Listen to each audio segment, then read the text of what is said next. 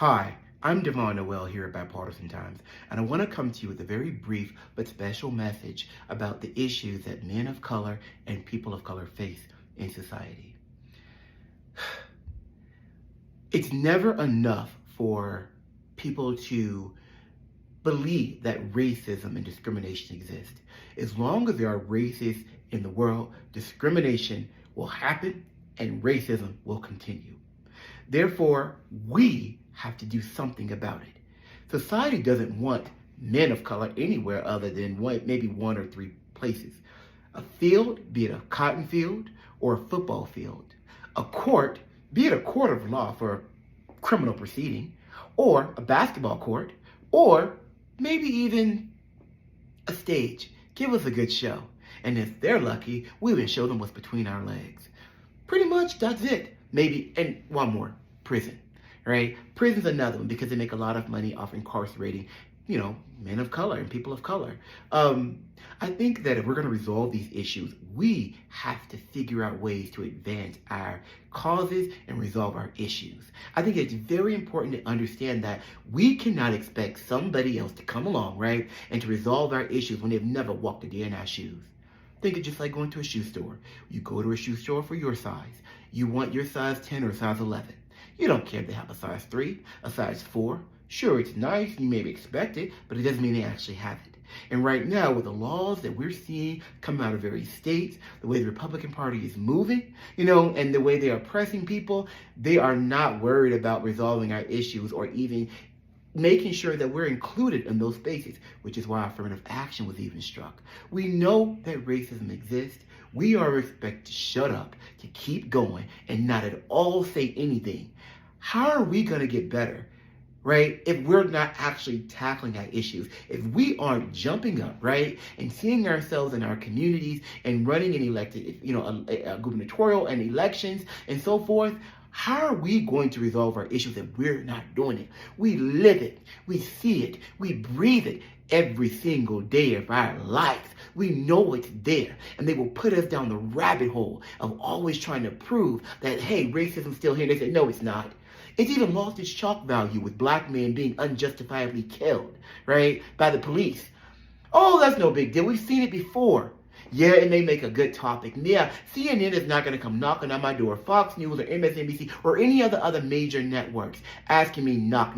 Hey, black man, how was your experience in 2023? Has life gotten better for you? Do you still see some of the issues that your ancestors experienced and some of the issues that your ancestors, fought to resolve? Are you still experiencing those things? They're not gonna come asking unless somebody's like trying to get a good book, right? Or some sort of documentary, or maybe they want to be read something they say, or watch something and say, oh my God, I had no idea. Yes, you did. Many of these issues existed before I was born and you were born, but they're not going to say anything about it because society thrives off of oppressing us. Right? Those individuals that get that preference when it comes to being hired, those individuals that somehow are able to advance academically. I heard a woman tell me the other day, she said, oh my God, well, did you know that there were white people who were not getting into medical school because of this affirmative action thing? That's from that standpoint. There are white people who are not getting into medical school because of affirmative action. The sense of entitlement. It just boggles my mind. It will never cease to amaze me. So how do we become better in society? How do we make sure that we have a fair shot in society? We have to take it upon ourselves to connect. As long as we're fragmented, right? As long as we're okay in certain regions of the nation, maybe, and I wouldn't say okay, but maybe we're able to get some opportunities, in DC, Atlanta, New York, Philadelphia, certain cities, right? As long as we are not connecting, then it's going to continue. When one of us makes it, we all don't make it. Yeah, there may be one black judge, one black attorney, or somebody a black doctor, which we like to see, which is very important. But what about the rest of us? What about the rest of those future generations who are going to experience the things that we know continue to exist? Talk about the morale and being stopped and frisked and you're not perceived as being armed and dangerous and not knowing your rights, right? The anxiety we must feel that when we get pulled over, we know that no one wants to get pulled over, but when they do get pulled over, imagine me, right? Imagine what my mom feels when her black son, right, gets behind the wheel of a car. These are the things that we experience, and there's no other person to help resolve them other than us to take the bull by the reins and to actually get out here and to become active and figure out ways to resolve our issues, because these people are not going to do it. Somebody has decided that somebody's got to be last in society. Somebody's got to be at the bottom of that totem pole when it comes to education, when it comes to opportunity, housing, and so forth. And they have decided that that's black people. I don't know what the hell why. It's obvious. We learn from history and we know we face what we've endured, and they don't give two craps about it because they thrive. They may say BLM matters to seem like one of the good guys and not seem like one of the racists and say, oh yes, I'm all about diversity, this, that, and the third. But baby, it's a paycheck for them.